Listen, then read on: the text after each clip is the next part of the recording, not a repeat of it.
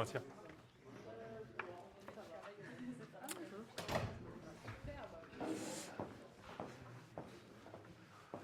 Bien, bonjour. Donc, il ne faut jamais commencer par donc, mais ça y est, c'est trop tard maintenant. On attaque aujourd'hui la troisième partie de ce cours qui concerne la pragmatique. Je ne fais pas le rappel de ce qu'on a vu en fin de séance dernière, la fin des implications de la théorie de Kripke, mais si vous avez des questions sur cette partie du cours, c'est maintenant qu'il faut les poser. Est-ce qu'il y a des choses sur Kripke, quand vous avez repris vos notes, qui vous ont semblé confuses ou sur lesquelles vous voudriez que je revienne? Ne me dites pas que vous n'avez pas repris vos notes.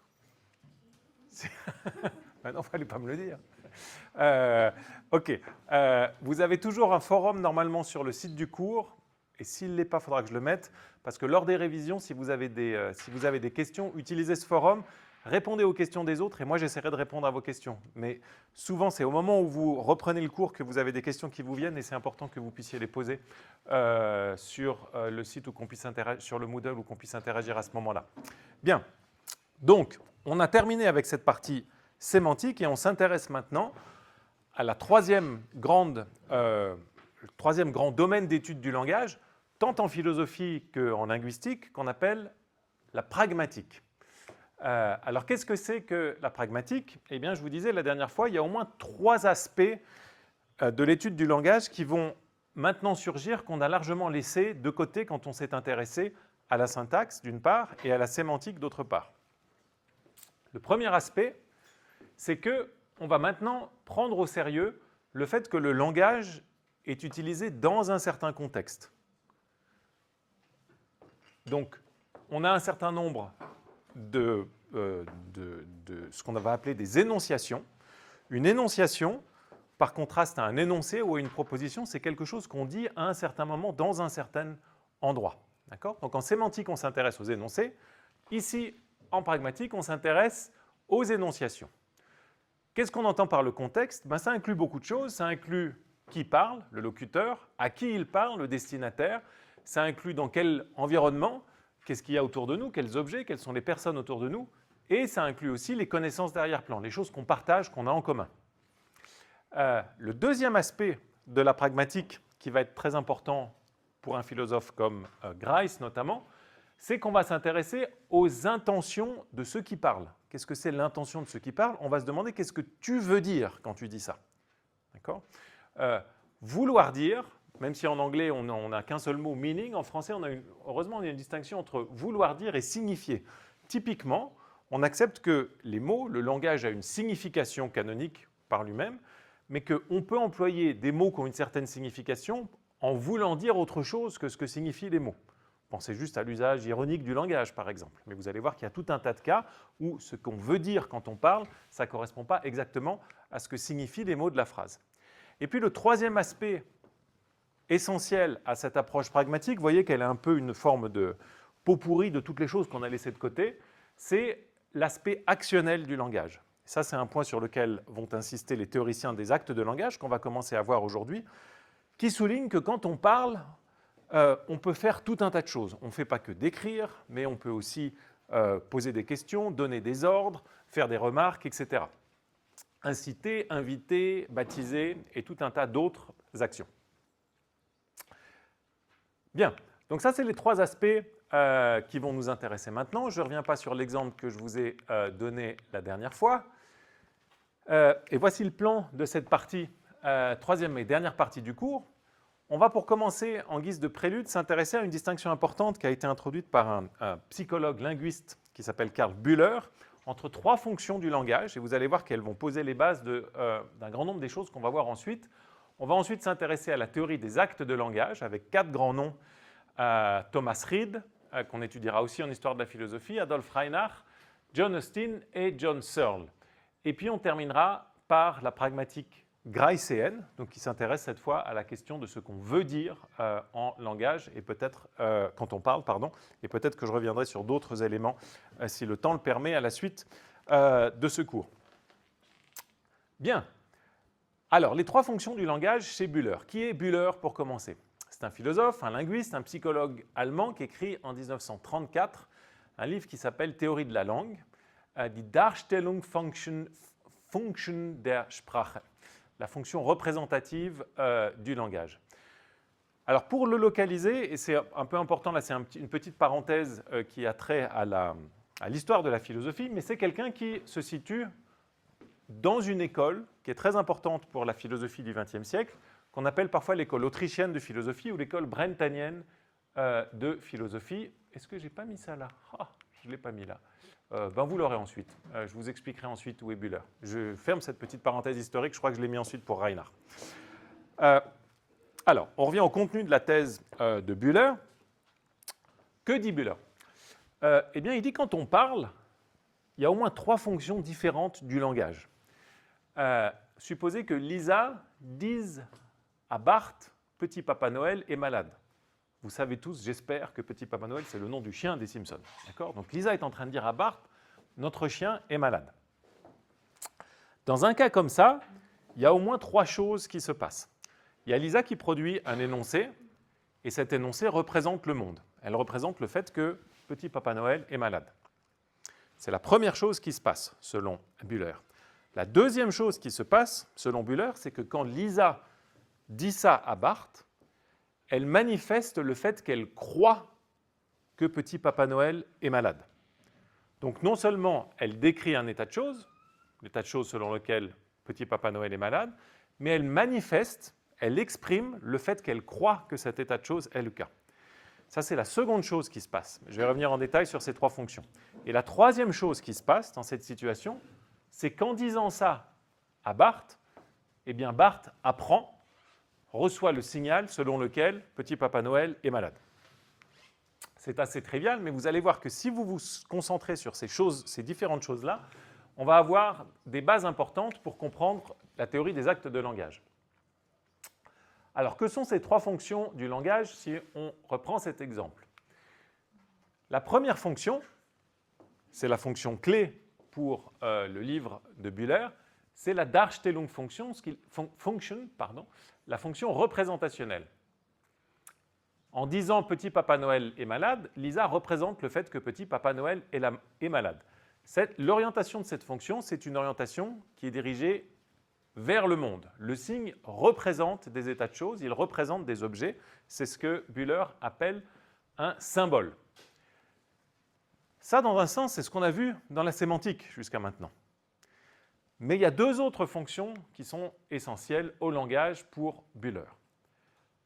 La première est que Lisa exprime, mais elle ne dit pas qu'elle croit que Petit Papa Noël est malade. Vous voyez que ce qui est exprimé ici, c'est une croyance de Lisa. Ce n'est pas un état du chien, c'est une croyance de Lisa elle-même. Cette fonction-là, Ausdruckfunktion, elle est dirigée vers le locuteur lui-même. Donc quand vous parlez, vous exprimez un certain nombre d'états internes. Votre langage, les mots qui sortent de vos bouches sont des symptômes d'un certain nombre d'états mentaux que vous avez. Ça peut être des croyances, ça peut être des émotions, ça peut être des désirs, ça peut être des souvenirs, etc. Mais en tout cas, vos mots expriment ces choses-là. Ça, c'est ce que Bühler appelle une relation de symptômes. Les mots sont des symptômes d'un certain nombre d'états internes du locuteur. Et puis, il y a une troisième fonction du langage, dit-il, la fonction d'appel. En disant cela, Lisa conduit Bart à juger que Petit Papa Noël est malade. Cette fonction-là, elle est dirigée vers le destinataire. Quand vous parlez, en général, vous visez à produire un changement sur la personne à qui vous parlez. Okay? Chez la personne à qui vous parlez, ça peut être différents types de changements. Ici, c'est informer quelqu'un, donc lui faire gagner une connaissance. Cette fonction-là, elle est caractéristique de ce que Bühler appelle le signal, l'appel. Quand vous parlez, c'est pour changer quelque chose, typiquement chez autrui. Peut-être la chose la plus délicate à comprendre, c'est à bien distinguer la fonction de symbole de la fonction de représentation de la fonction d'expression. Ce n'est pas la même chose d'exprimer une émotion ou un état interne et de décrire cette émotion ou cet état interne. Et on va essayer ici de bien comprendre cette distinction-là. Si vous marchez pieds nus dans la chambre de votre petite sœur et que vous marchez sur un Lego, vous allez dire « aïe ». Vous allez grimacer. Ce « aïe » que vous dites, cette grimace que vous faites, elle exprime un état interne à vous, à savoir une douleur ou une souffrance physique. Okay? Mais quand vous avez dit « aïe », vous n'avez pas encore décrit votre douleur. Quand est-ce que vous décrivez votre douleur? Vous décrivez votre douleur quand vous dites « j'ai mal, j'ai une douleur au pied ». Une différence très nette entre l'expression de la douleur et la description de la douleur, c'est que l'expression de la douleur, elle est ni vraie ni fausse. D'accord? Si vous dites « aïe », on ne peut pas se demander si « aïe » c'est vrai ou si « aïe » c'est faux. Par contre, si vous dites « j'ai mal », on peut se demander si c'est vrai ou si c'est faux. On peut dire « non, c'est pas vrai, tu n'as pas mal ». En général, on sait qu'on a mal, mais certains pensent qu'on peut penser à tort qu'on a mal. Donc il y a une valeur de vérité pour la description.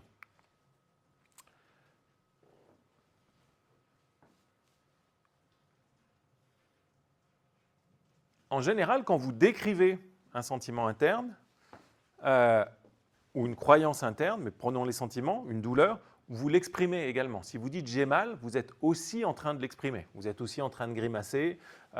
Si vous dites « je suis embarrassé », vous êtes en train de rougir, etc. Mais vous pouvez, et c'est très souvent le cas, faire l'inverse, c'est-à-dire exprimer vos états mentaux sans pour autant les décrire.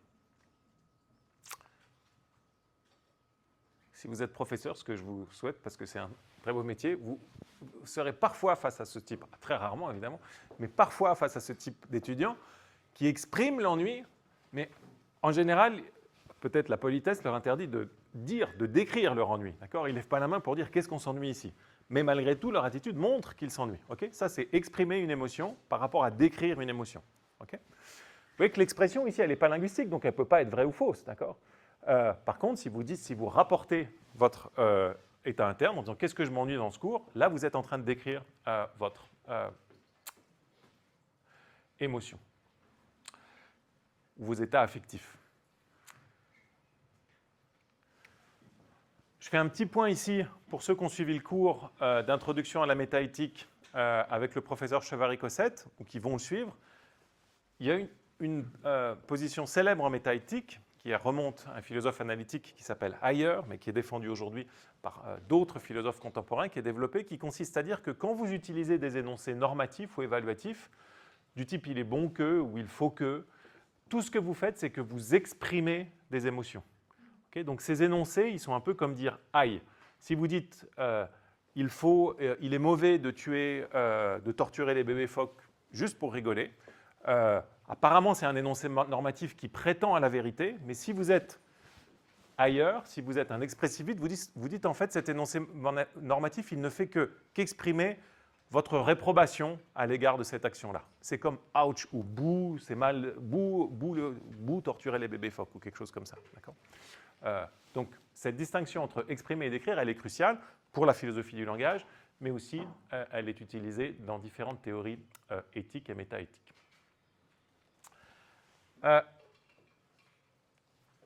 Donc ça, ce sont les remarques liminaires de Bühler sur les fonctions du langage. Un petit point, vous avez peut-être entendu, ceux d'entre vous qui ont fait de la linguistique, on mentionne souvent Jacobson, un livre de 1960, Linguistics and Poetics, qui a repris les théories les trois fonctions de Bühler, qui en a ajouté plusieurs autres.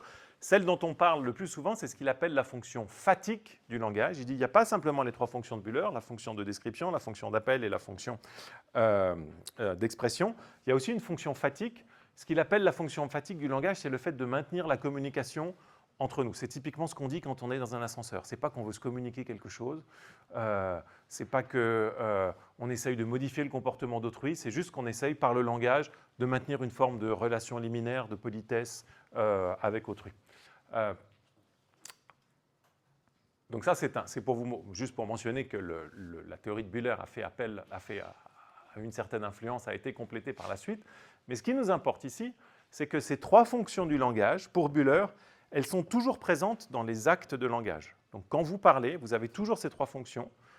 D'une part, il y a une partie de ce que vous dites qui décrit un état du monde, selon lui.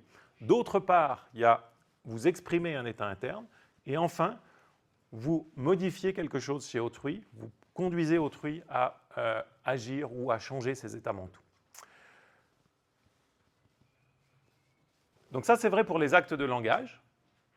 Mais en dehors du langage, ces fonctions-là, elles sont présentes, mais elles peuvent être présentes séparément.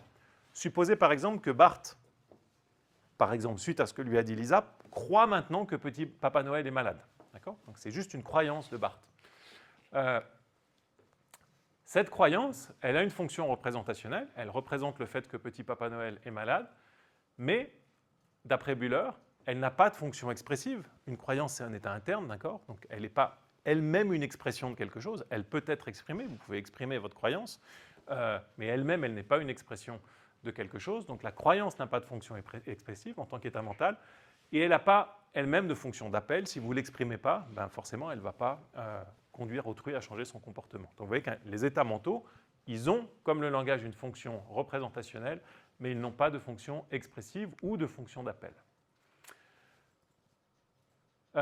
Et puis vous avez d'autres cas où vous avez des états mentaux, des actions qui n'ont pas de fonction représentationnelle, mais qui ont une fonction expressive, qui ont une fonction d'appel.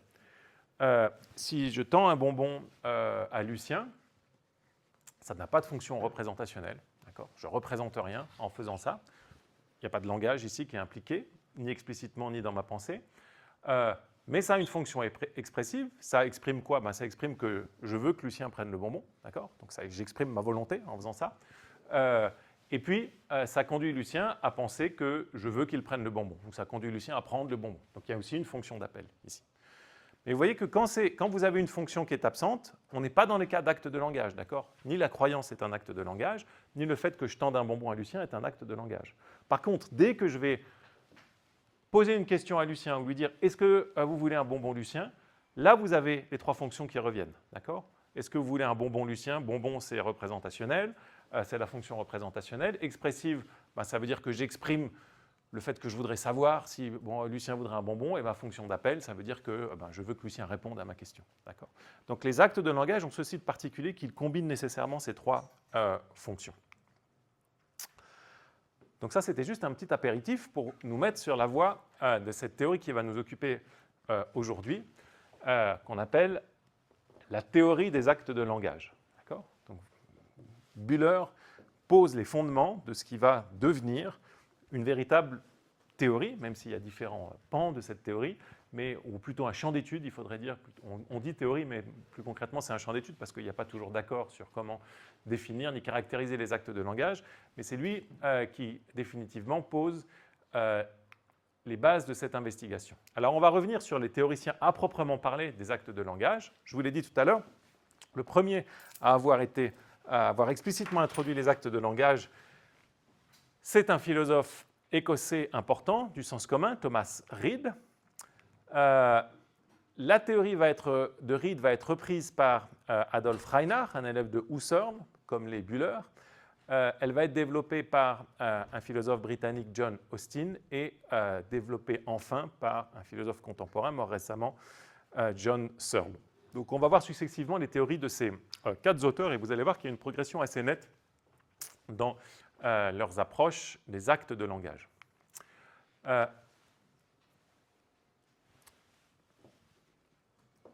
Alors, avant de venir à la théorie de Reid, pour commencer, quelques remarques sur qu'est-ce qu'on étudie quand on étudie les actes de langage. Tous les théoriciens des actes de langage insistent sur deux aspects fondamentaux des actes de langage. Le premier, c'est que ces actes de langage sont des actes. Ils ont un aspect actionnel. Donc, selon eux, on utilise le langage non seulement pour décrire, mais pour faire tout un tas d'autres choses, baptiser, promettre, licencier, etc. Mais il y a un autre aspect des actes de langage qui intéresse ces trois auteurs, et sur lequel on va insister pour commencer, c'est l'aspect social des actes de langage. Les actions linguistiques ne peuvent être accomplies seules, mais elles requièrent d'autres personnes. Vous ne pouvez pas baptiser tout seul, vous ne pouvez pas licencier tout seul. Vous ne pouvez pas être dans votre salle de bain et dire « je te licencie ». Vous n'avez pas réussi à licencier si vous faites ça. Vous ne pouvez pas être dans votre salle de bain et dire tout seul et dire je t'ordonne de fermer la fenêtre. Non, il faut qu'il y ait quelqu'un à qui on ordonne. Il faut qu'il y ait quelqu'un qu'on licencie, etc. Donc ce double aspect des actes de langage va être au cœur des quatre théories des actes de langage qui vont nous intéresser. Alors pourquoi on parle d'actes de langage? Je vous ai mis ici un ensemble de candidats au statut d'actes de langage. On peut les désigner par des noms, par exemple les ordres, les demandes, les avertissements, les questions, la communication, les réponses, les requêtes, les rétractations, les renonciations, les transferts, les cessions, les procurations, les dispositions, etc.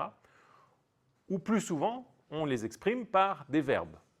Réprimander, gronder, féliciter, baptiser, nommer, condamner, remercier, insulter, louer, gracier, licencier, inciter, inviter, congédier, promulguer, déclarer, convoquer, interdire, autoriser, complimenter, prier, parier, exprimer des condoléances, conseiller, suggérer, édicter, se soumettre, accepter, blâmer, informer, concéder, accorder, conseiller, réserver, recommander, honorer, témoigner, donner, céder, transférer, objecter, soutenir, contredire, interroger, s'excuser, pardonner.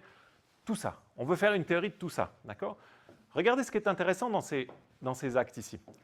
Ces actes-là, vous ne pouvez pas les faire si vous ne pouvez pas parler. D'accord ? Imaginez-vous petit bébé ou imaginez un petit chien. Est-ce qu'un chien peut complimenter? Est-ce qu'un chien peut congédier? Est-ce qu'un chien peut condamner? Est-ce qu'un chien peut remercier? Est-ce qu'un chien peut transférer une propriété? Est-ce qu'un chien peut informer quelqu'un, etc.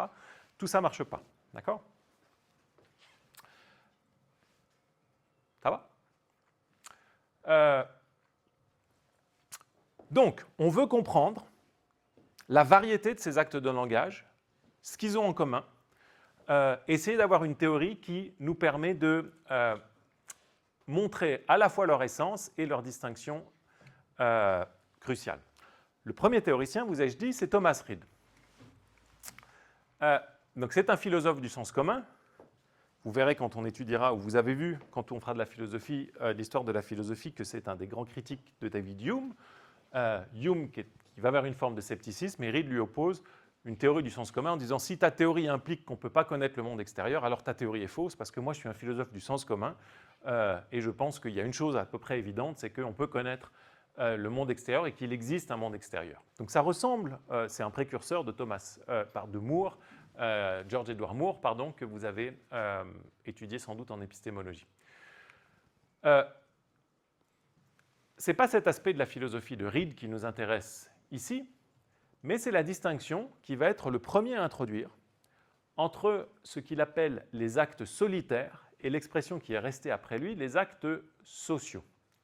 L'idée, elle est très simple. Elle est que les actes solitaires sont des types d'actes que vous pouvez accomplir seul, alors que les actes sociaux sont des types d'actes que vous ne pouvez accomplir qu'en présence d'un autre être intelligent. Et il y a tout un tas de choses qu'on ne peut faire qu'en présence d'autres êtres intelligents. Attention, quand on parle d'actes sociaux, on ne parle pas nécessairement de choses qu'on fait ensemble. Si je vous informe de quelque chose, si je vous fais une promesse, si je vous ordonne quelque chose, c'est moi qui fais quelque chose. D'accord ? Ce n'est pas comme si on était ensemble en train de construire un château de sable ou qu'on était ensemble en train de faire un pique-nique. Donc c'est une personne qui fait quelque chose. Mais pour pouvoir seul faire quelque chose, il faut qu'il y ait d'autres personnes autour qui nous entendent. Ça, c'est l'intuition clé de la théorie des actes sociaux.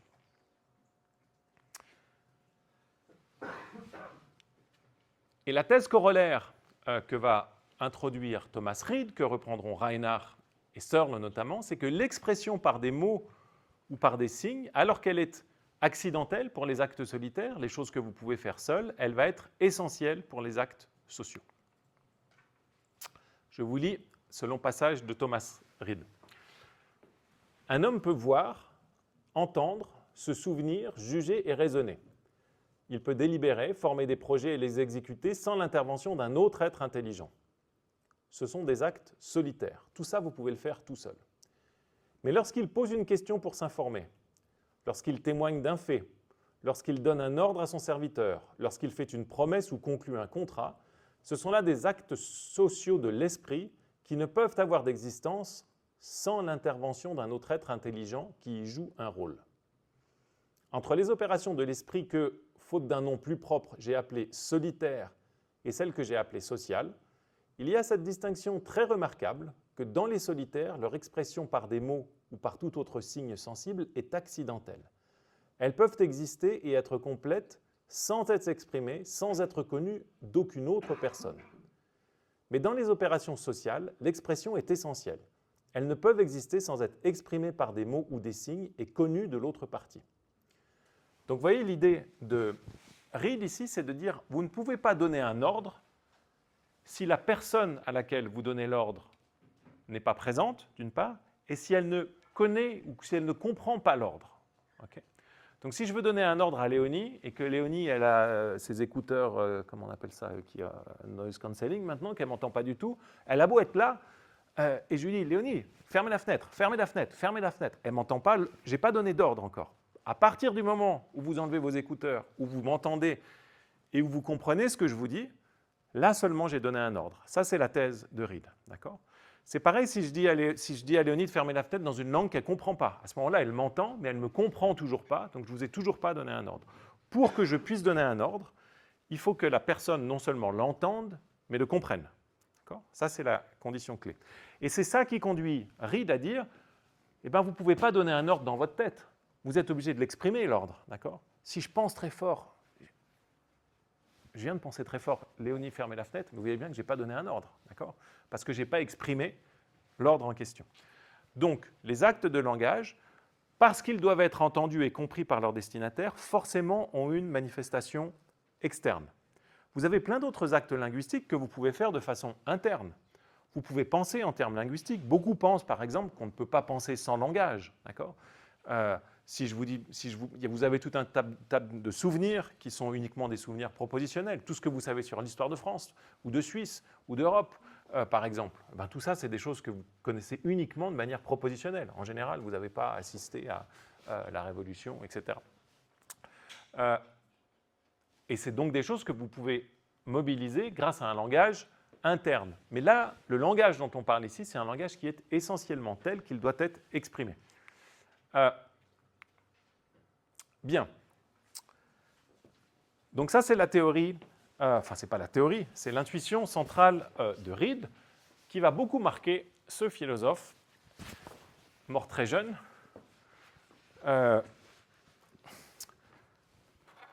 allemand, élève de Husserl, Adolf Reinach, qui était au départ l'étudiant du psychologue Theodor Lipps à Munich, puis qui va suivre qui va lire les recherches logiques de Husserl, sur lesquelles on aura un autre cours, qui va être très marqué par ce livre et qui va décider de rejoindre Husserl à Göttingen en 1909, après avoir étudié le droit. Donc c'est là que j'ai le petit point sur l'école de Brentano. C'est une petite parenthèse historique, celle que je vous annonçais tout à l'heure. Donc vous avez un peu le fondateur de toute cette école philosophique, Franz Brentano. Vous aurez aussi un cours, en même temps qu'on parlera de Husserl et de Meinong, qui a eu une grande influence sur la philosophie du 19e, du 20e siècle et aujourd'hui encore. Il a comme élève Twardowski, le philosophe polonais qui a introduit la notion de contenu, un des rares philosophes suisses, Anton Marti, Meinong, dont on a parlé tout à l'heure, Meinong, pas tout à l'heure, les séances précédentes, vous vous souvenez du débat entre Meinong et Russell. Meinong, c'est celui qui pense qu'il y a des objets qui sont tels qu'ils n'existent pas, en développant les théories de Brentano. Ehrenfels, qui développe notamment la théorie des Gestalt, des formes. Stumpf, psychologue très important, qui va développer l'idée de dépendance entre états mentaux, notamment, et l'étude du son. Husserl, grand philosophe du XXe siècle. Bühler, dont je vous ai parlé tout à l'heure, étudié avec à la fois Stumpf et Husserl, et Reinach, dont on parle maintenant, c'est un élève de Husserl. Alors, je vous donne tout ça dans cette... pourquoi je fais cette petite incise historique ici pour deux raisons. La première raison, c'est une raison générale. Vous avez sans doute entendu parler, et on reviendra là-dessus dans le cours sur Husserl, Brentano, Meinong, Husserl, de l'opposition entre philosophie continentale et philosophie analytique au XXe siècle. Ce qui est très intéressant, c'est que tous ces auteurs-là se situent, enfin, sauf Husserl pour la deuxième partie de sa philosophie, mais tous ces auteurs-là se situent avant le schisme entre philosophie continentale et philosophie analytique. D'accord ? Donc ils écrivent au même moment que Frege, Russell qu'on a étudié, qui sont les fondateurs de la philosophie analytique, mais pour certains, ils dialoguent avec eux, ils ne sont pas toujours d'accord, mais il n'y a pas de schisme, il n'y a pas de deux écoles de pensée philosophique à ce moment-là. Ils partagent très largement le type d'approche, de standard que partagent Husserl et Frege. C'est simplement après ces auteurs-là qu'il va y avoir une distinction, et notamment avec ce qu'on appelle parfois le tournant transcendantal de Husserl, que la distinction entre philosophie analytique et philosophie continentale va devenir plus marquée. Donc ça, c'est juste un point historique. Ce sont des auteurs brentaniens, enfin de tradition autrichienne, mais qui sont préalables à ce schisme entre philosophie continentale et analytique. La deuxième chose qui nous intéresse plus spécifiquement ici, c'est que tous ces auteurs, sous l'influence de Brentano, ils souscrivent à une philosophie qu'on appelle descriptive. Qu'est-ce que c'est qu'une philosophie descriptive? Eh bien, vous entendez parfois le terme de phénoménologie. Peut-être vous ne comprenez pas exactement ce que veut dire phénoménologie, et on ne comprend pas toujours exactement ce que ça veut dire, mais l'idée de ces philosophes, c'est de dire une tâche importante en philosophie, et c'est la principale qui se donne, c'est de décrire les choses telles qu'elles nous apparaissent. Avant d'expliquer les choses, avant de les réduire, notamment avant de se poser la question de savoir si on peut réduire les états mentaux aux états du cerveau, par exemple, grande question de philosophie de l'esprit, Brentano et ses compères disent qu'il faut d'abord décrire qu'est-ce que c'est qu'un état mental, quelle est la variété des états mentaux, etc. C'est la même chose pour la théorie des actes de langage ici. C'est pour ça que je vous ai donné la longue liste tout à l'heure. Avant d'avoir une théorie qui explique les actes sociaux, les actes de langage, il faut qu'on se mette d'accord sur leur variété, sur les différentes formes d'actes sociaux, et ensuite peut-être qu'on peut avoir une théorie qui les explique plus précisément. Donc, c'est une école de pensée qui est très largement descriptive, ce qui ne veut surtout pas dire qu'elle pense qu'il n'y a pas d'explication possible, mais elle met l'accent sur l'importance de décrire avant d'expliquer. Je ferme cette parenthèse historique et je reviens à Reinhard. Donc Reinhard, élève de Husserl, qui est largement considéré comme un des philosophes les plus brillants de sa génération. Il fait l'admiration de Husserl et de beaucoup d'autres. Il mourra très jeune sur le champ de bataille, mais il a, avant sa mort, écrit notamment ce livre qui est considéré comme une œuvre majeure de la philosophie du XXe siècle, Les fondements a priori du droit civil. Alors, qu'est-ce qu'il veut faire Reinhard dans cette histoire? Et pourquoi donc est-ce qu'on parle de fondements a priori du droit civil dans un cours d'introduction à la philosophie du langage?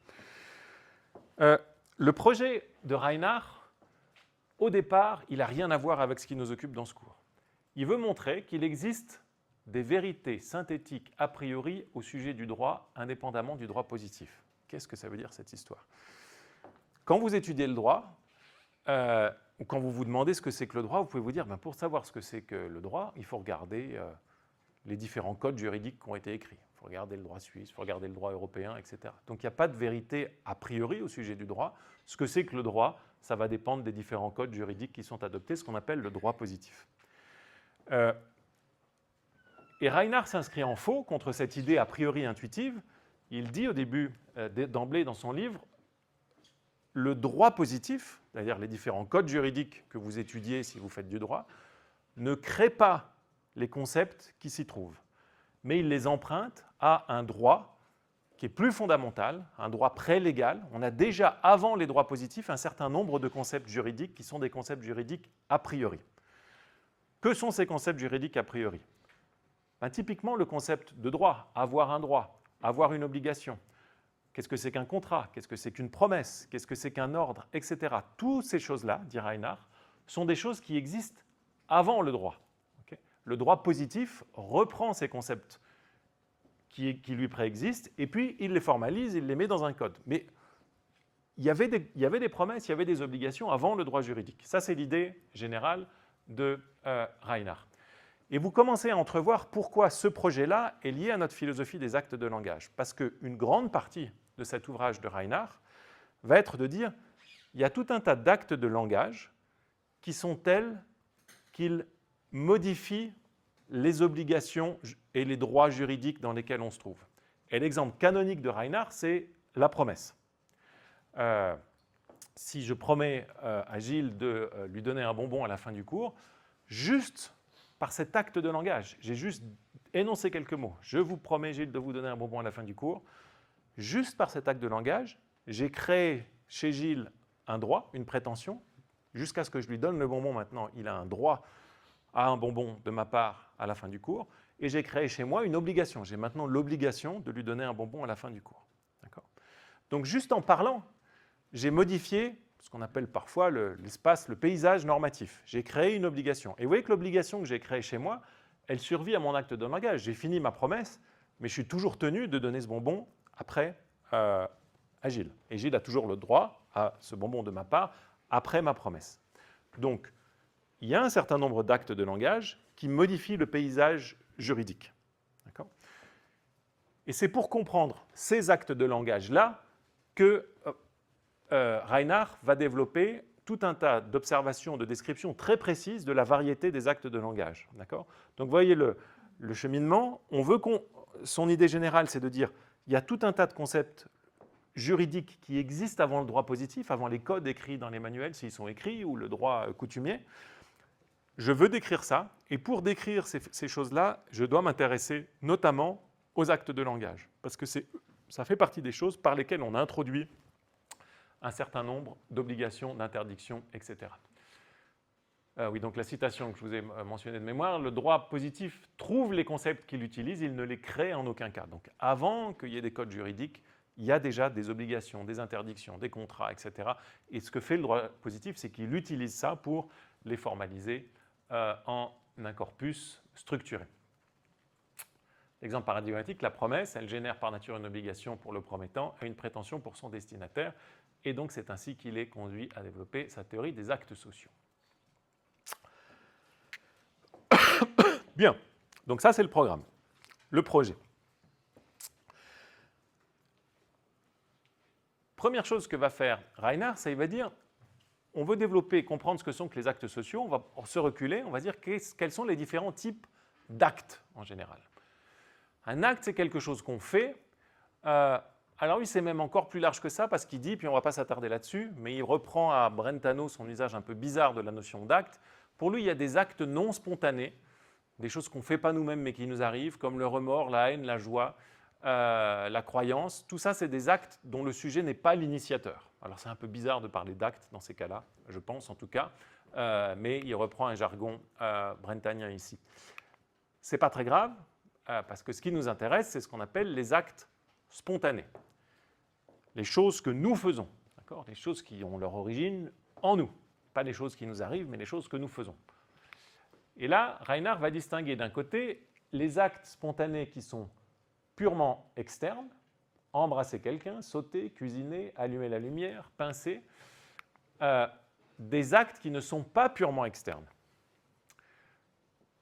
Et au sein de ces actes qui ne sont pas purement externes, il va distinguer les actes qui sont purement internes, comme se décider, juger, faire un calcul mental, pardonner, selon lui, qui est un acte interne. Donc vous voyez que si vous vous décidez, vous pouvez le faire de manière purement interne sans manifester votre acte.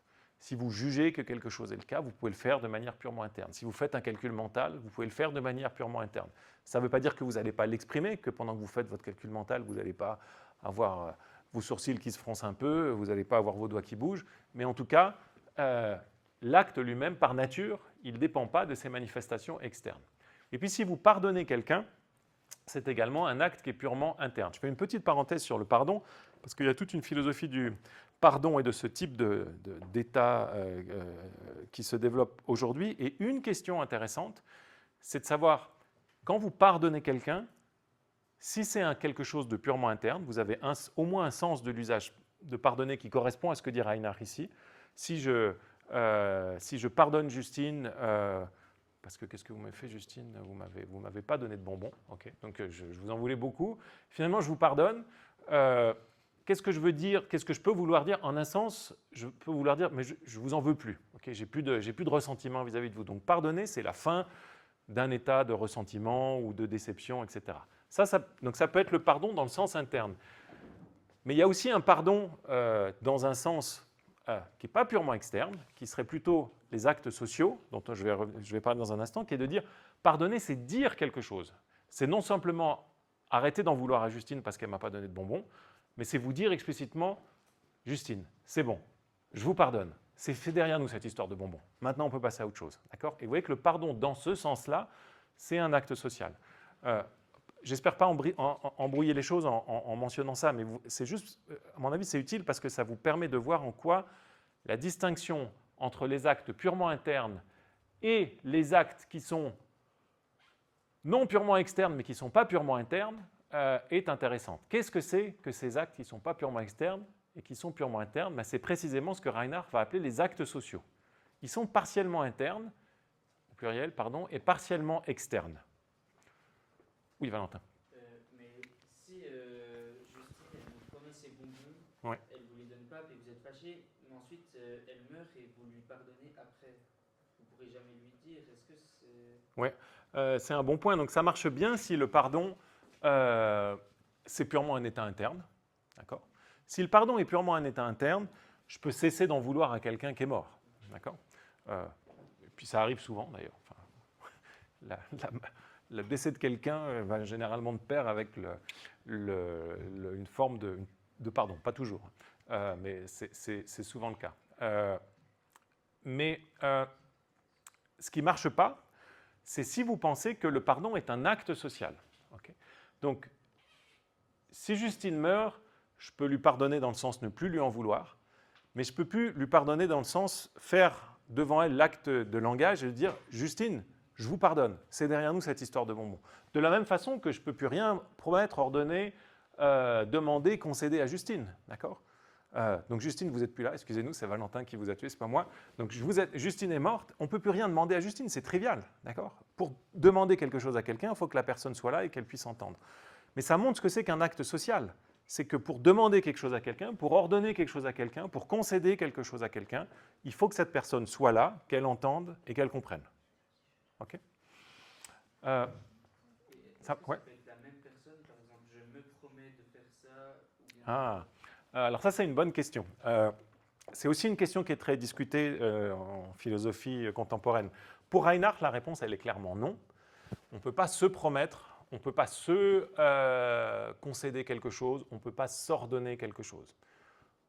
Moi, j'ai tendance à penser qu'il a raison, que quand on dit « je me promets quelque chose », en fait, c'est une manière un peu métaphorique de dire je résous de faire quelque chose. Donc je me promets de ne plus manger de chocolat, ça veut dire je prends la résolution, j'ai la résolution de ne plus manger de Nutella, etc.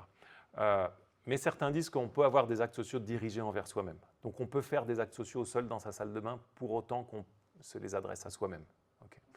Donc c'est un petit champ de questions aussi. Est-ce qu'on peut s'encourager? Certains disent oui, on peut s'encourager. Moi, je n'ai pas l'impression qu'on s'encourage vraiment. Quand on est à vélo, les autres peuvent nous encourager à grimper. Mais est-ce que quand vous êtes sur votre vélo, que vous dites « Allez Valentin », vous êtes en train de vous encourager, peut-être que c'est plutôt une forme encore de résolution ou de dire « Reste focalisé sur ton effort », etc. Donc ça, c'est une question importante. La réponse de Reinhardt, elle est clairement non. D'accord. Il faut que l'acte social soit dirigé vers quelqu'un, pas forcément dirigé, mais qu'il y ait quelqu'un de distinct du locuteur de l'acte. Bien, donc ça c'est la typologie de Reinhardt, c'est une de ces multiples typologies. J'arrive tout de suite, Lucien. Vous voyez que, si vous lisez Reinhardt, et je vous invite vivement à le faire parce que c'est limpide, c'est dense, mais c'est limpide, à chaque fois, vous avez des distinctions qui sont parfaitement claires. Donc, encore une fois, vous avez des actes que vous faites spontanément, purement externes, embrasser, sauter, cuisiner, des actes purement externes, se décider, juger, faire un calcul mental, et des actes qui sont entre les deux, d'accord, qui ont un aspect, qui ont un versant interne et qui ont aussi un versant externe. On va voir quels sont ces deux versants dans un instant, hein, mais il faut qu'il y ait les deux ici. Lucien. Est-ce que les actes sociaux, ça passe forcément à travers le langage ou c'est les exemples que vous avez mis, c'est ça qui m'intéresse. Mais... Vous pensez à quelque chose en particulier? Je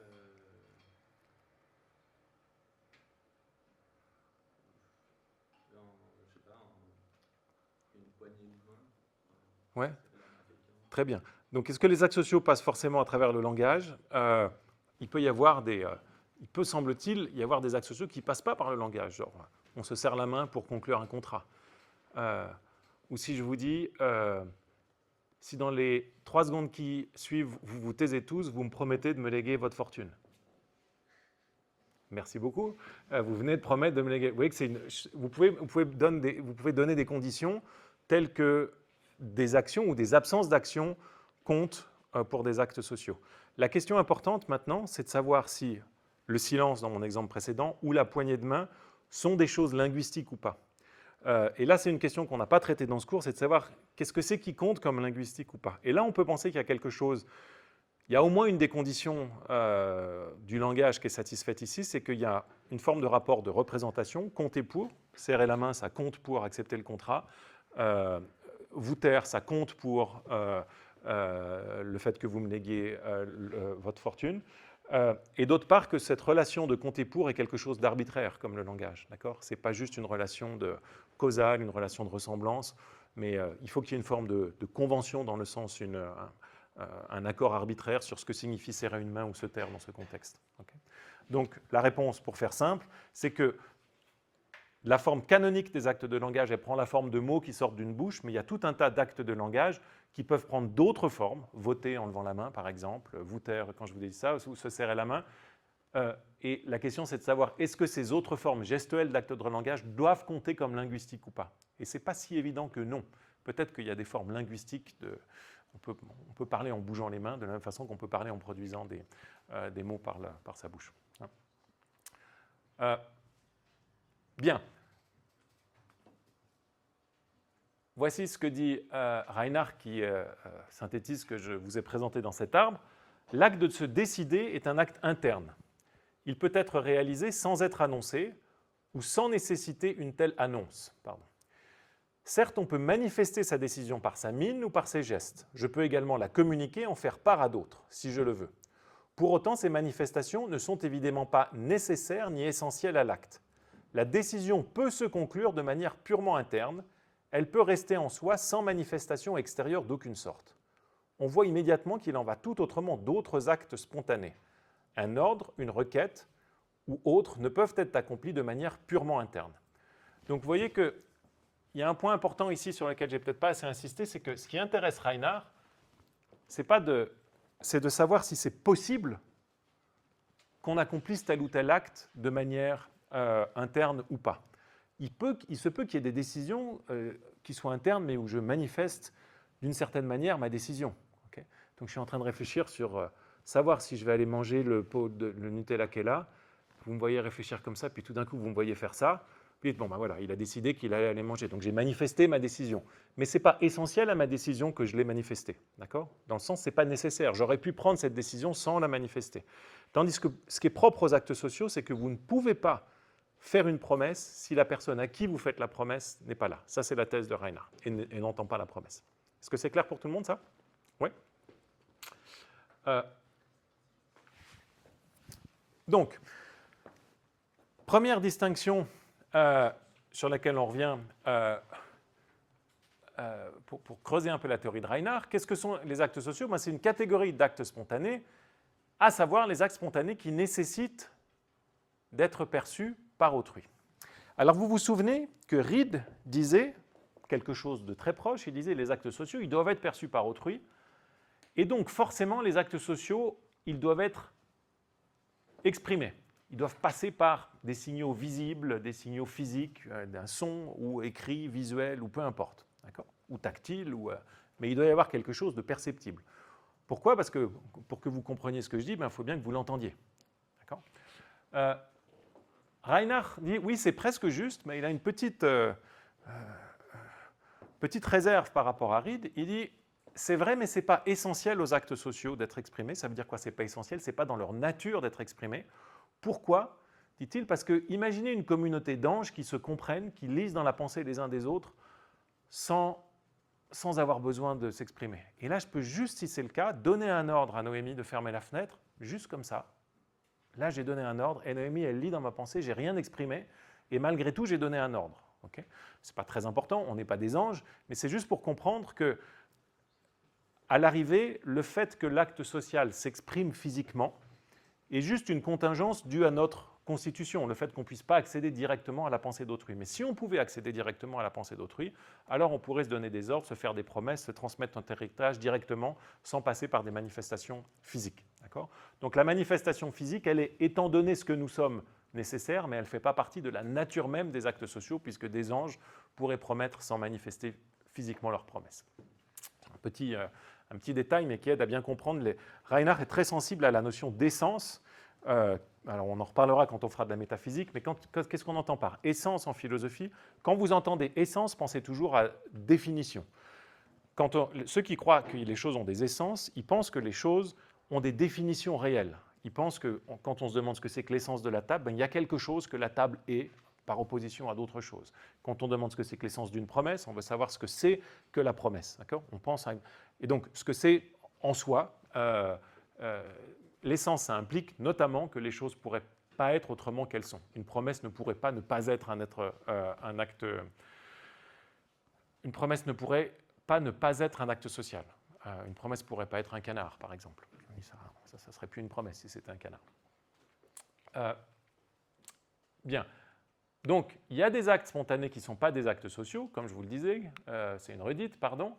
Et il y a des actes langagiers qui sont non sociaux car ils ne nécessitent pas d'être perçus par autrui. Se décider à, juger que, résoudre d'eux, faire une hypothèse, calculer, évaluer, pondérer, raisonner, déduire, renoncer, considérer, tous les exercices de logique que vous faites, souvent vous les écrivez, vous avez besoin d'écrire vos preuves, mais vous pouvez faire tout un tas de raisonnements dans vos têtes. Ça ne fait pas partie de la nature de ces activités mentales-là, de ces activités spontanées-là, dit Reinhardt, d'être perçu par autrui.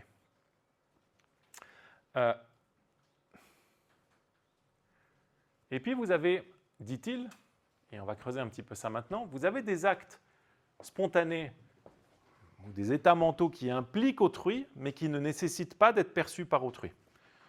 Donc reprenez l'exemple de Justine modifié par Valentin. Donc j'en voulais à Justine qui ne m'avait pas donné le bonbon qu'elle m'avait promis.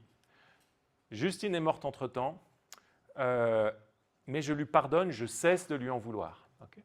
Donc pardonner Justine, vous voyez que c'est un acte qui implique Justine en un sens, parce que je ne peux pas exprimer cet acte sans mentionner Justine. Donc dans ce sens-là, pardonner Justine, ce n'est pas pardonner Valentin, je pardonne quelqu'un, mais cet acte-là, il n'a pas besoin d'être entendu ou compris par Justine. Vous pouvez avoir des actes vis-à-vis des personnes sans que ces personnes soient au courant. De la même façon, si vous enviez Justine, vous pouvez envier Justine sans pour autant qu'elle le sache. Donc il y a des actes qui impliquent autrui sans pour autant qu'autrui ait besoin de connaître ces actes ou ces états mentaux. Alors, on resserre maintenant sur ces actes sociaux qui sont donc sur la base de Reid, la grande, on peut dire la découverte, non, parce que la découverte revient à Reid, mais en tout cas un des apports qu'on considère comme étant les plus cruciaux de Reinhardt. Donc Reinhardt pense découvrir ces actes sociaux. Vous ne pouvez pas les accomplir de manière purement interne. Pardon, je me répète ici. Donc qu'est-ce que c'est qu'un acte social? C'est un acte spontané, dans le sens où il est intentionnel ou volontaire, qui nécessite par nature, c'est par essence, dans sa définition même, d'être saisi, entendu ou perçu, compris par une autre personne. Il s'accomplit typiquement par le langage, modulo ce qu'on a dit en réponse à la question de Lucien précédemment, et c'est pour ça qu'il nécessite d'être compris. Et la forme prototypique d'un acte social, dit Reinhardt, c'est quelque chose du type que vous pouvez préfacer par la présence. Alors on ne dit pas très souvent par la présente dans le langage ordinaire, mais quand vous pouvez faire ça, c'est typiquement que vous avez un acte social devant vous. Par la présente, je t'ordonne, je te promets, je te licencie, je déclare, etc. Tout ça, ça marche très bien. Par la présente, je fais un gâteau au chocolat, ça ne marche pas. Ce serait bien, mais non, ça ne marche pas. Vous ne pouvez pas juste par la présente faire des actions externes comme ça. Par la présente, je me lave les dents. Si ma fille me dit ça, je lui dis non, tu t'es toujours pas lavé les dents. Par contre, si elle me dit par la présente, je te promets de me laver les dents, ah là oui, tu m'as promis de te laver les dents. Okay, tu t'es toujours pas lavé les dents, mais la promesse, tu l'as faite. Donc, c'est des actes qu'on peut accomplir et qui se laissent préfacer par cette petite locution par la présente. Okay, ça va avoir une grande influence sur Austin, le troisième des théoriciens des actes de langage qui va nous intéresser. Austin va introduire ce terme qui est maintenant devenu ultra utilisé dans tous les sens, qui est le terme de performatif. Le performatif, au départ, dans le langage pour Austin, c'est juste un type d'acte de langage où, juste en disant quelque chose, vous le faites. Par la présente, je déclare que la séance est ouverte. Juste en disant ça, dorénavant, la séance est ouverte. Par la présence, je te promets de faire ça. Juste en disant ça, j'ai fait une promesse, etc. etc.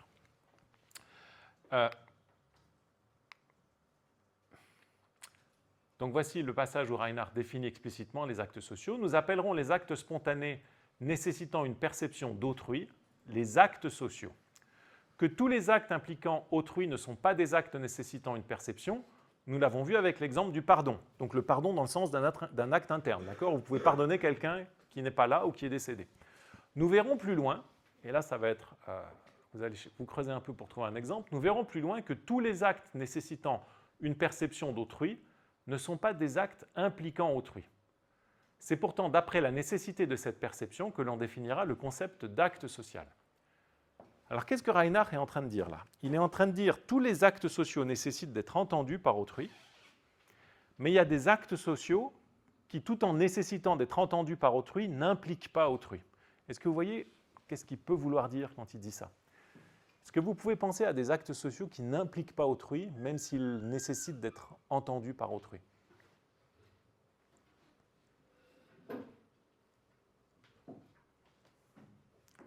Gilles?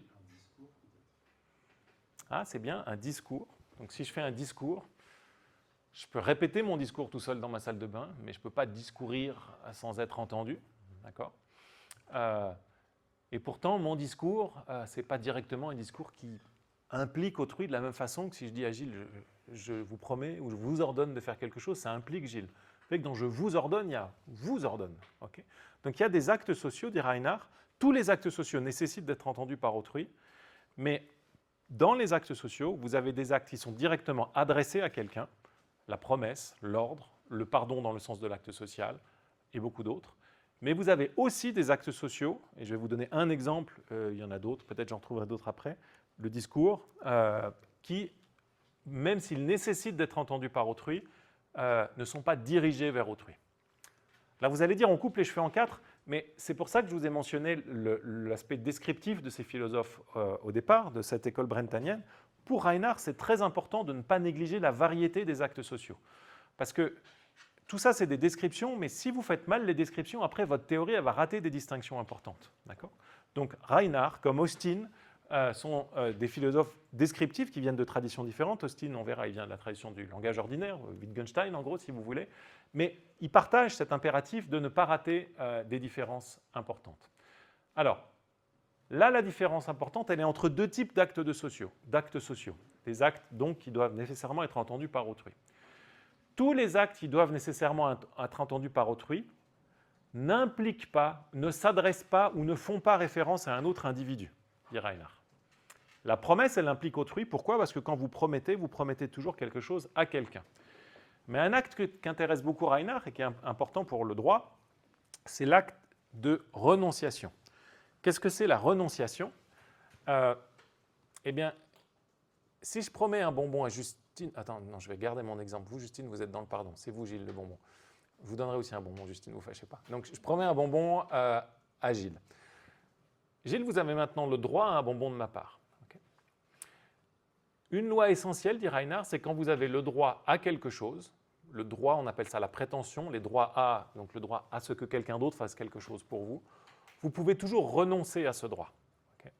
Donc Donc Gilles peut unilatéralement dire « moi je renonce à ce droit à un bonbon de la part d'Olivier, ça ne m'intéresse plus, je renonce à ce droit ». Vous ne pouvez pas renoncer à vos obligations unilatéralement.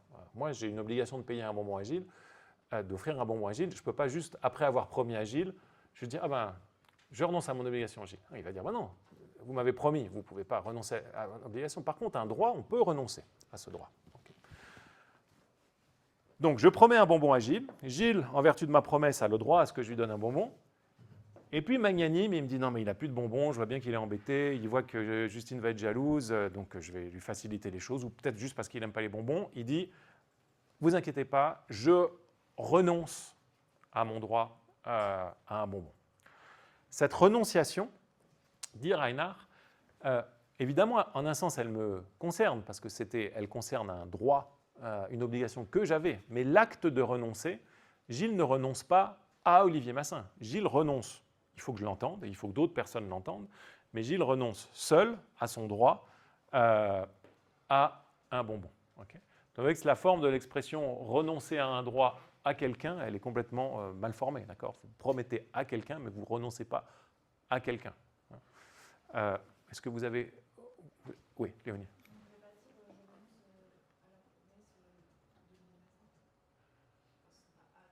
Donc, Oui, alors je vais venir à ça ensuite, parce que le droit lui-même, donc à ce moment-là, Olivier Massin, il est dans le contenu de ce à quoi renonce Gilles, mais il n'est pas dans la force la force illocutoire. Je vais venir là-dessus dans un instant et vous revenez à la charge, Léonie, si ça va pas.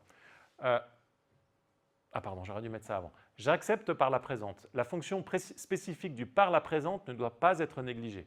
Il insiste sur un processus qui accompagne la réalisation de l'acte. Au contraire, cela n'a pas le moindre sens de dire « j'éprouve par la présente un accord intérieur ». Donc par la présente, c'est quelque chose que vous pouvez dire quand vous êtes en train de faire quelque chose en disant que vous le faites. La chose performative, pardon, je reviens sur la chose que je vous disais avant. Alors, il y a la question de Léonie en suspens. Je fais quelques remarques avant de revenir aux trois manières dont autrui peut être impliqué dans un acte social. Pour Reinhardt, il y a 4 aspects fondamentaux des actes sociaux. Le premier, on l'a déjà vu, c'est que les actes sociaux sont des actes intentionnels, spontanés dans sa terminologie, des choses que nous faisons par opposition à des choses qui nous arrivent. Le deuxième aspect, c'est que, de manière nécessaire, étant donné qu'on n'est pas des anges, ils sont accomplis par l'acte même de parler. Ils ont un aspect interne. Pour le citer, ils ont une face interne et externe, semblable à une âme et un corps. On va revenir sur cet aspect interne dans un instant.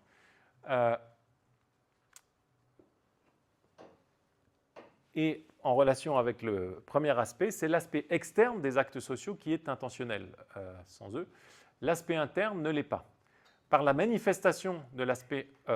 la manifestation de l'aspect interne n'est en général pas intentionnelle non plus. Qu'est-ce que je veux dire là? Ou qu'est-ce que Reinhardt veut dire là? Quand vous promettez, quand je promets un bonbon à Gilles, j'exprime quelque chose. Qu'est-ce que j'exprime comme état mental quand je promets un bonbon à Gilles?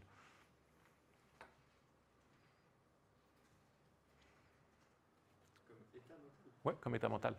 Votre volonté de faire cette promesse? Oui, alors Reinhardt dit quelque chose de différent. Il dit ce que j'exprime comme état mental, c'est mon intention de donner un bonbon à Gilles à ce moment-là. Okay. Si je vous donne un ordre, ce que j'exprime, c'est ma volonté que vous fassiez la chose en question. Okay. Donc, ce n'est pas la volonté de faire l'acte mental en question, mais c'est l'intention qui porte sur le contenu de l'acte mental. Donc, j'exprime, quand je fais une promesse à Gilles, j'exprime mon intention de faire la promesse en question. Quand je promets de donner un bonbon à Gilles, j'exprime mon intention de donner un bonbon à Gilles. Mon intention elle-même, elle n'est pas intentionnelle. C'est bizarre de dire ça, mais si vous y réfléchissez, c'est trivial. Vous ne pouvez pas avoir les intentions que vous voulez. D'accord ? Vos intentions, un grand nombre d'entre elles, vous tombent dessus directement. Vous pouvez décider d'agir sur la base de vos intentions ou pas, mais le fait que vous ayez des intentions, des volontés, etc., tout un tas de ces intentions ne sont pas des choses que vous décidez vous-même. On ne peut pas avoir les intentions qu'on veut. Ce serait bien, ce serait facile de ne pas manger du Nutella si c'était ça.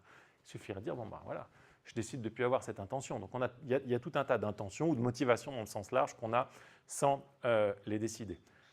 Donc l'aspect interne des actes sociaux, les états mentaux que vous exprimez, ce n'est pas ce que vous décidez ce qui est intentionnel. Par contre, ce qui est intentionnel, c'est le fait que vous réalisiez l'acte social en question, le fait que vous fassiez la promesse dans notre exemple. Et puis le quatrième aspect des actes sociaux, que je vous ai dit et redit, c'est que vous ne pouvez pas les accomplir seul. Okay. Il faut quelqu'un pour les accomplir.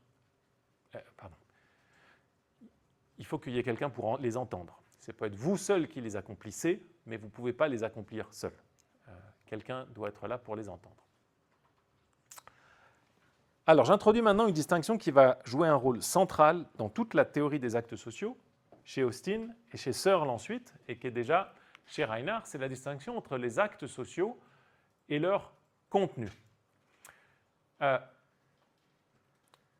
On emploie depuis Austin, donc là c'est un peu, je vais en avance parce qu'on ne trouve pas cette terminologie chez Reinhardt, l'idée de force illocutoire. Donc Reinhardt parle des moments des actes sociaux. Peu importe, l'idée est la même. Pour tout acte social, dit Reinhardt, on va distinguer sa force. Est-ce que c'est une promesse? Est-ce que c'est un ordre? Est-ce que c'est une question? Est-ce que c'est une concession? Est-ce que c'est une renonciation? De son contenu qui est c'est une promesse, mais une promesse de quoi? C'est un ordre, mais un ordre de quoi? Etc. Donc vous avez pardon, une formalisation très simple qui vient d'emblée quand vous pensez aux actes sociaux, c'est que vous avez la force, et puis vous avez le contenu de l'acte en question. Et vous voyez que vous allez voir maintenant qu'on peut distinguer les deux, et que les deux peuvent varier indépendamment. Donc vous avez des actes sociaux de même force, mais de contenu différent. Un exemple tout simple, Julie promet une glace à Paul, et Julie promet à Jean de lui réparer son vélo. Okay, ces deux actes sociaux qui ont la même force, la force de la promesse, mais ils ont différents contenus. Première promesse, c'est le contenu de la première promesse, c'est donner une glace à Paul. Le contenu de la seconde promesse, c'est réparer le vélo de Jean. Okay, deux promesses et deux contenus différents.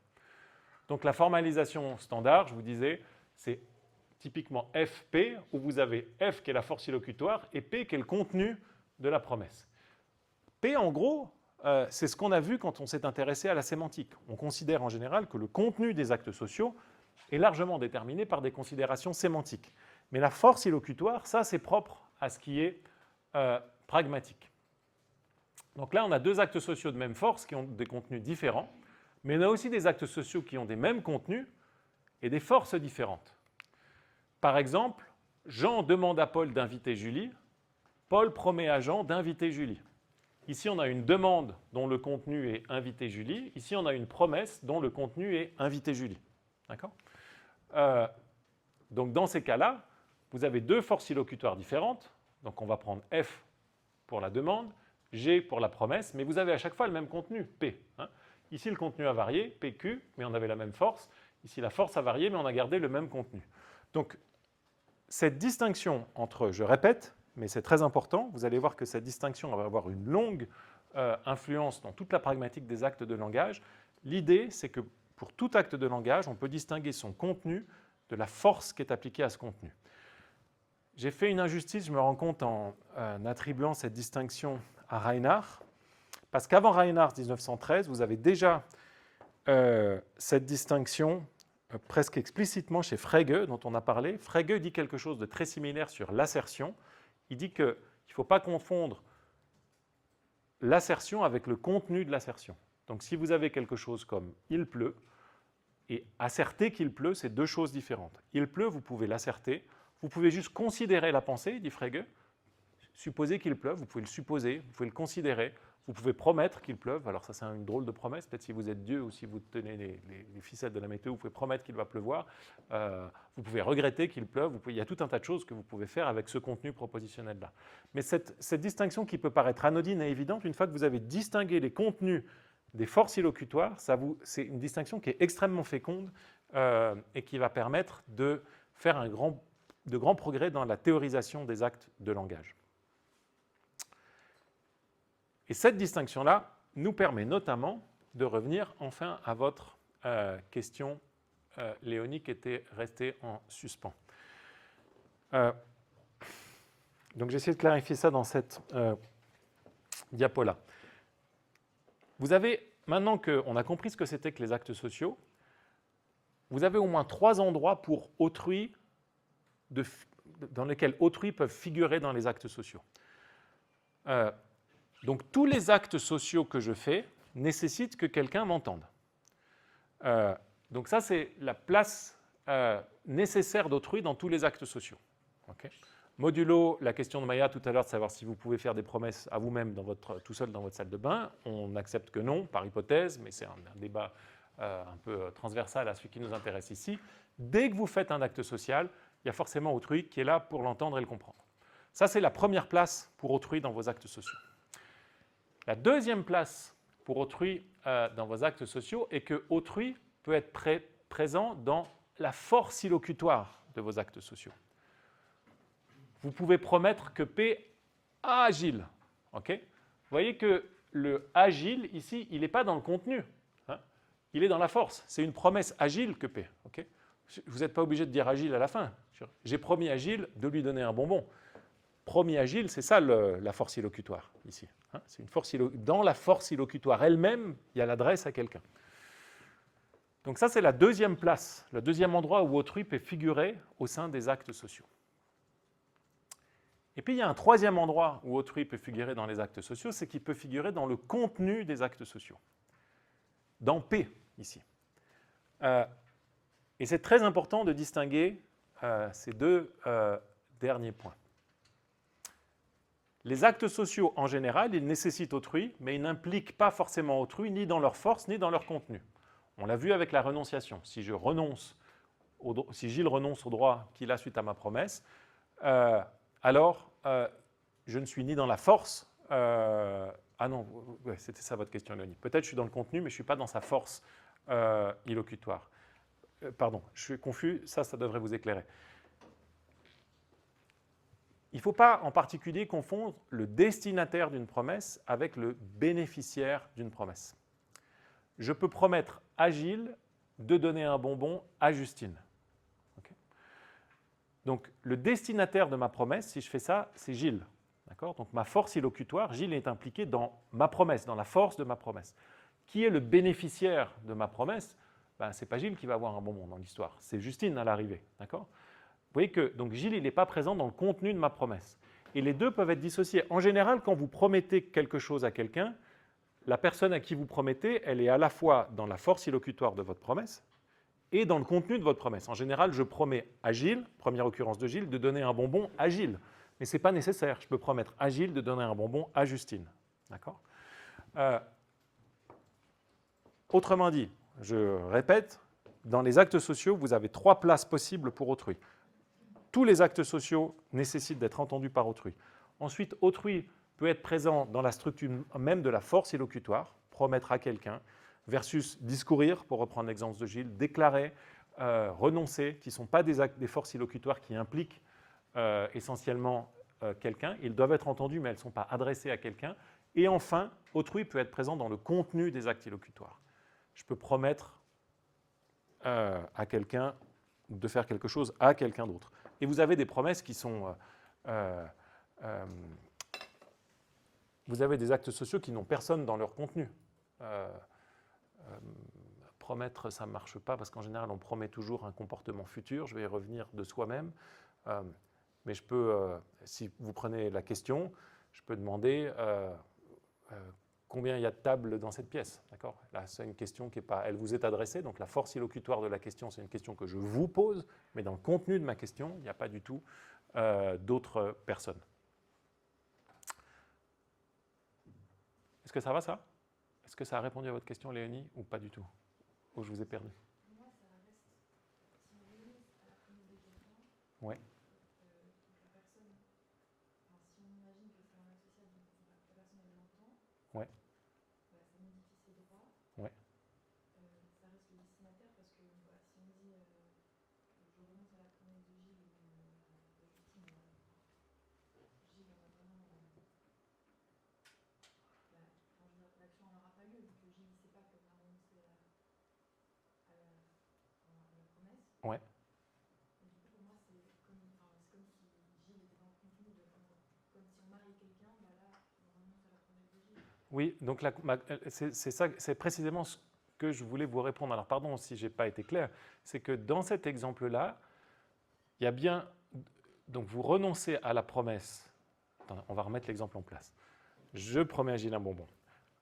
Gilles renonce à son droit à un bonbon de la part d'Olivier Massin. Okay. Olivier Massin, il est bien présent dans l'acte de Gilles, d'une certaine manière. Mais il est présent dans le contenu de l'acte.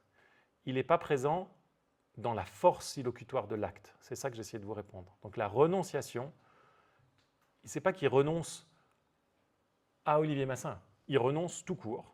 Okay. Je renonce à mon droit à un bonbon de la part d'Olivier Massin. Et Olivier Massin, moi, je suis dans le contenu de sa renonciation, mais je ne suis pas dans la force illocutoire. C'est ça l'idée de Reinhardt. Vous l'avez ? Ouais. Donc il y a des forces illocutoires qui sont... Et vous voyez bien, encore une fois, pensez juste à la promesse. Je promets à Gilles de donner un bonbon à Gilles. Vous voyez bien qu'il y a 2 fois Gilles ici. Donc on peut dissocier. D'accord ? Je peux promettre à Gilles de donner un bonbon à Justine. Et puis il y a des actes sociaux, comme des déclarations, comme des renonciations, comme les discours, pour reprendre l'exemple de Gilles, qui ne sont pas adressés à quelqu'un, qui doivent être entendus par quelqu'un, mais qui ne sont pas clairement des actes sociaux qui sont adressés à quelqu'un. Hein ? C'est ça la distinction que veut faire Reinhardt ici. Ok, tout ça est un peu peut-être subtil, mais vous allez voir qu'une fois que c'est en place, et en particulier la distinction force-contenu, on a un certain nombre de bases pour développer la théorie des actes de langage.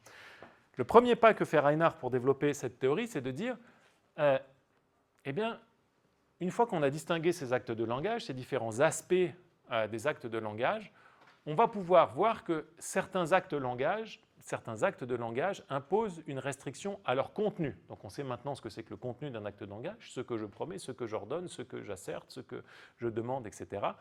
Eh bien, il va y avoir des actes de langage qui vont pouvoir être caractérisés par le type de restriction qu'ils imposent à leur contenu. Autrement dit, certains types d'actes de langage ne peuvent porter que sur certains types de contenus. Ça va vous paraître évident, mais en fait, si vous prenez du recul, vous allez voir qu'il y a quand même un vrai progrès dans la description et la caractérisation de tout ça. Première chose qui paraît évidente une fois qu'on le dit, mais c'est compliqué à noter, c'est que le contenu d'une promesse ne peut porter que sur le comportement futur du promettant.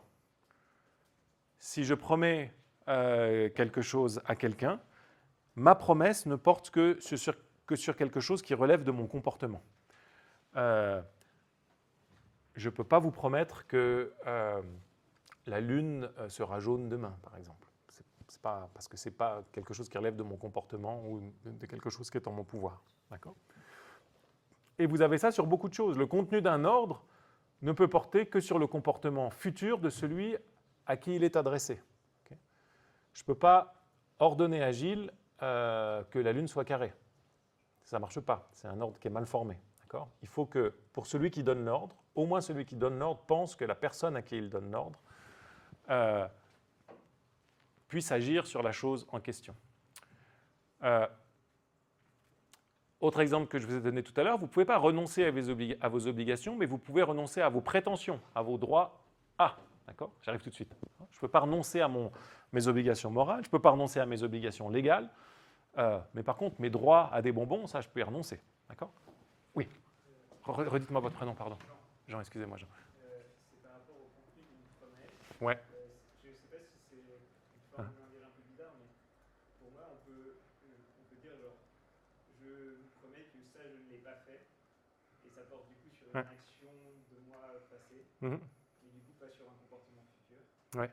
C'est quand même une promesse. Est-ce que c'est juste une manière détournée d'une autre promesse? Non, c'est une très bonne question. Donc, Reinhardt répondrait, c'est pas une promesse au sens strict. D'accord ? On utilise le mot promettre pour insister sur le fait qu'on met tout son poids dans une assertion. C'est un peu une manière de dire j'affirme ça et je mets tout mon poids derrière cette assertion et si jamais c'est faux, tu pourras me blâmer, par exemple. On peut aussi promettre des choses dans ce sens-là sur le futur. Je te promets qu'il fera beau demain. J'ai regardé toutes les météos, je te promets qu'il fera beau demain. Ce n'est pas mon pouvoir. D'accord ? Donc, ça, ce serait la réponse de Reinhardt, ce serait dire qu'il y a un sens étendu de la notion de promesse qui n'est pas la notion stricte de promesse. C'est souvent un type de réaction que vous avez dans les questions de définition en philosophie. C'est qu'à un moment, vous avez un contre-exemple, puis soit vous essayez d'accommoder le contre-exemple, soit vous dites en fait non, le contre-exemple, il vient juste du fait qu'on utilise le mot d'une manière un petit peu plus large. Ça peut sembler ad hoc, ça peut sembler un peu arbitraire, parce que vous pouvez dire à chaque fois que j'ai un contre-exemple, vous dites non, en fait je m'intéressais à un autre sens de promesse. Mais donc là-dessus, c'est pas toujours facile de trancher, mais il semble que l'idée qu'il y a un acte spécifique qui est tel qu'il génère des obligations pour celui qui le dit et des droits pour celui à qui il est adressé, il y a quelque chose d'assez naturel dans cette idée-là. Et je pense que là-dessus, en général, les gens qui s'intéressent à la promesse acceptent qu'on puisse se centrer là-dessus. Mais ça pourrait être... Enfin, encore une fois, c'est pas une... si vous êtes vraiment sensible au langage ordinaire, comme va l'être Austin, qu'on va voir tout à l'heure, Austin n'aime pas ce genre de réponse. Il va dire non, il va falloir qu'on verra la prochaine fois plutôt. Il ne faut pas qu'on multiplie cet appel à des distinctions, le sens strict, le sens étendu, le sens dérivé. A priori, il a un article sur qu'est-ce que c'est qu'être réel qui vraiment s'appuie sur dire en fait, les philosophes, ils ont dit réel, c'est existe indépendamment de l'esprit, par exemple. Mais en fait, quand on dit ou vrai, pardon, si on va plutôt parler de vérité, je reprends mon exemple. Nous, on dit que la vérité, c'est une propriété des propositions, c'est ce qu'on a vu dans la partie sémantique du cours. Mais Austin, il dit, ouais, mais on dit aussi un vrai billet de banque. un vrai stylo, un vrai Léonard de Vinci, enfin ce genre de choses, et ils disent ça c'est pas des propriétés de proposition, donc vrai ça peut pas être. Vous voyez, et puis là nous notre réaction c'est de dire non mais nous on utilise vérité dans le sens strict, et Austin dit non, c'est un peu ad hoc ce type de réponse. Bref, vous voyez le type de débat qui revient assez souvent sur ces questions de définition. Donc ça c'est une des premiers types d'exploration d'enquête philosophique qui est ouverte par la possibilité de distinguer entre les actes locutoires et leur contenu. Et si vous réfléchissez à ça, vous avez, et peut-être vous y avez déjà pensé spontanément, ce type d'enquête, de dire quelles sont les choses qu'on ne peut pas promettre, quelles sont les choses auxquelles on ne peut pas renoncer, vous avez une enquête très similaire sur les états mentaux. Quelles sont les choses qu'on ne peut pas regretter? On ne peut pas regretter quelque chose qui est dans le futur. Quelles sont les choses qu'on ne peut pas demander? On ne peut pas demander quelque chose qu'on sait déjà être le cas. Quelles sont les choses qu'on ne peut pas désirer? On ne peut pas désirer quelque chose qu'on pense déjà avoir. Il y a tout un tas de choses qui sont similaires quand on s'intéresse à la variété des états mentaux et les restrictions sur le contenu des états mentaux. Et c'est même une assez bonne manière, quand on vous demande quelle est la différence entre le désir et une émotion, de dire « Ah, ben, si vous désirez quelque chose, vous devez penser que ce n'est pas le cas. Tandis que si vous avez une émotion, ben vous pouvez penser que c'est le cas. J'apprécie le gâteau au chocolat. Je pense que je suis en train de manger du gâteau au chocolat. Il n'y a pas de problème.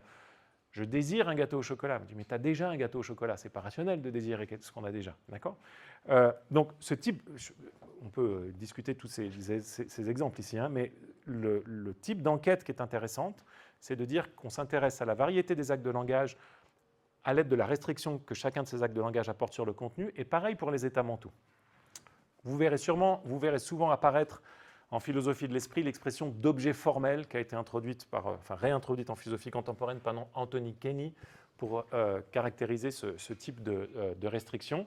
Je ne vous en dis pas plus ici, mais je fais une dernière remarque sur ce parallèle entre les attitudes et les actes de langage, parce qu'il va être filé par John Searle, le 4e théoricien des actes de langage, où John Searle va dire en fait, il y a une ressemblance frappante entre les actes de langage et les états mentaux. Parce que dans les deux cas, vous avez une variété de forces illocutoires qui est indépendante de la variété des contenus.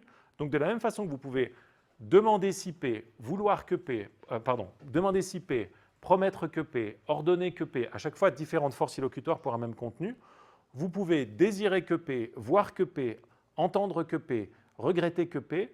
Donc, vous avez cette même distinction force-contenu aussi bien pour les états mentaux que pour les actes de langage. Et dans les deux cas, vous pouvez essayer de clarifier la variété d'un état mental à l'aide des restrictions qu'il impose sur son contenu. Si je perçois quelque chose alors ce que je perçois est le cas présentement, si je me souviens de quelque chose alors ce dont je me souviens est quelque chose qui a été le cas, par exemple, et de la même façon, si je donne un ordre, alors ce que j'ordonne est le comportement de la personne à qui j'ordonne, etc. Donc ce parallèle entre variété des états mentaux et variété des actes illocutoires va être filé par Searle. On verra ça en détail la prochaine fois. Est-ce que ça va ou je vais trop vite là? C'est bon? Alors, je vous ai dit pour Reinhardt, tous les actes mentaux ont un double aspect. Il dit c'est comme l'âme et le corps. Qu'est-ce que c'est maintenant que l'aspect interne des actes mentaux? Des actes sociaux, pardon. Ces actes sociaux, donc ces actes de langage qui doivent être compris par autrui, ils ne sont pas des descriptions des états mentaux, mais ils présupposent des états mentaux, dit Reinhardt. Cette relation de présupposition qu'on trouve aussi chez Meinong. Tout acte social, ça c'est Reinhardt, a, selon une légalité essentielle, un fondement dans un vécu interne d'un type particulier dont le contenu intentionnel est identique au contenu intentionnel de l'acte social ou lui est plutôt lié d'une certaine manière. Donc à chaque fois que vous faites un acte social, vous avez un état mental qui lui correspond, qui a le même contenu que votre acte social. Donc les actes sociaux ont le même contenu que les états mentaux qui les fondent. Et je vous donne des exemples. Si vous assertez que P, ça présuppose que vous êtes convaincu que P. Si vous demandez est-ce que P, ça présuppose que vous êtes incertain au sujet de P. Si vous faites une requête pour que le destinataire fasse quelque chose, ça présuppose que vous souhaitez que la personne fasse la chose en question. Si vous donnez un ordre à quelqu'un, ça présuppose que vous avez la volonté que la personne fasse cette chose. Si vous faites une promesse à quelqu'un, ça présuppose que vous avez la volonté que vous fassiez la chose en question. Etc., etc. Donc vous voyez, vous avez à chaque fois une correspondance entre les actes sociaux et les états mentaux qui sont présupposés par ces actes sociaux. Alors cette relation de présupposition, en quoi elle consiste exactement? Là, Reinhard a une thèse très forte. En général, j'admire beaucoup Reinhard et je suis d'accord avec presque tout ce qu'il dit, mais sur cette thèse, je ne suis pas d'accord. Parce que Reinhard dit ici, si vous faites une promesse insincère, autrement dit, si vous faites une promesse sans avoir l'intention de réaliser le contenu de votre promesse, alors vous n'avez pas vraiment promis. Donc si je promets à Gilles de lui donner un bonbon, en sachant très bien par devers moi que je ne vais jamais lui donner un bonbon, alors pour Reinhardt, ce n'est pas une vraie promesse, c'est une pseudo-promesse. Austin va dire le contraire, et je pense que Austin a raison. Et pourquoi est-ce qu'on a des raisons de penser qu'Austin, plutôt que Reinhard, a raison sur ce sujet? C'est que si j'ai maintenant promis, tout en sachant que je n'allais jamais donner un bonbon à Gilles, de lui donner un bonbon, Gilles, il a malgré tout le droit à ce que je lui donne un bonbon. Alors son droit, bonne chance pour l'avoir, le bonbon, mais vous avez quand même des raisons de dire, non, mais maintenant, vous m'avez fait la promesse, j'ai le droit à un bonbon de votre part.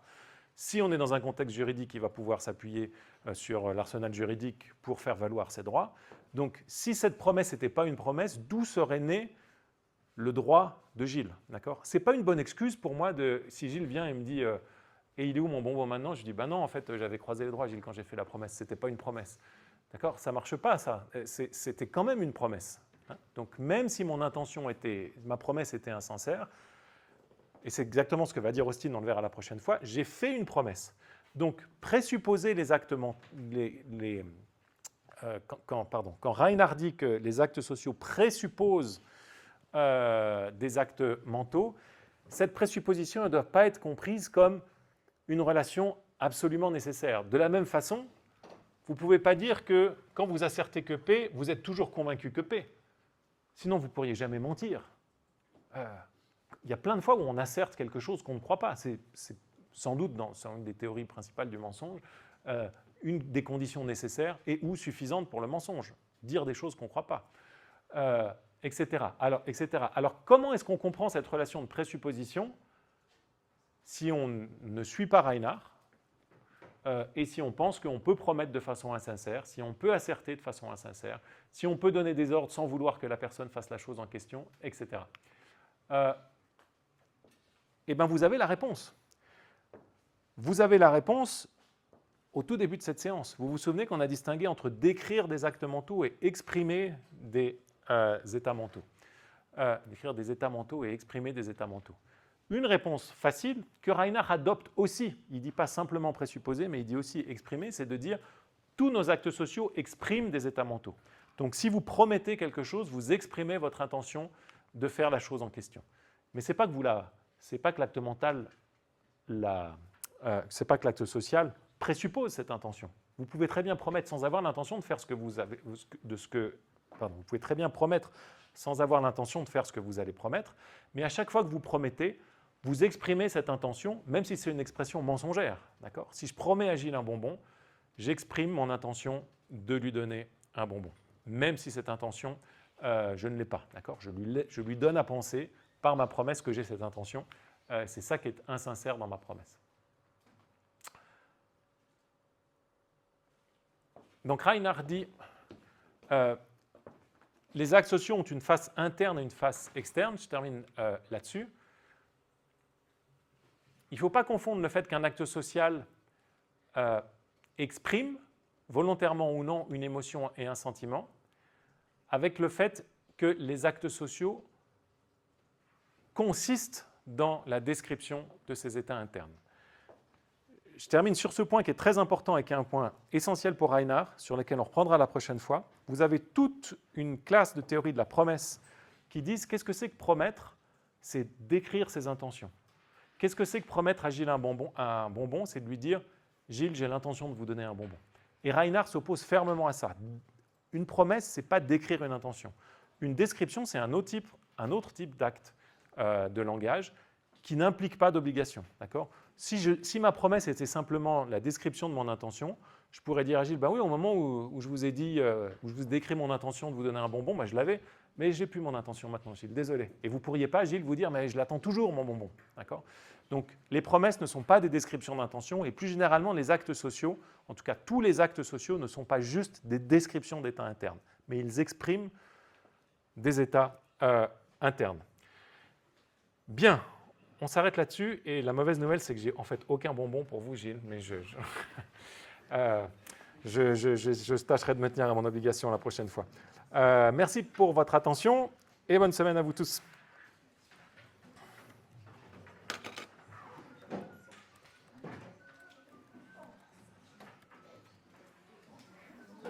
Ah non, ah si.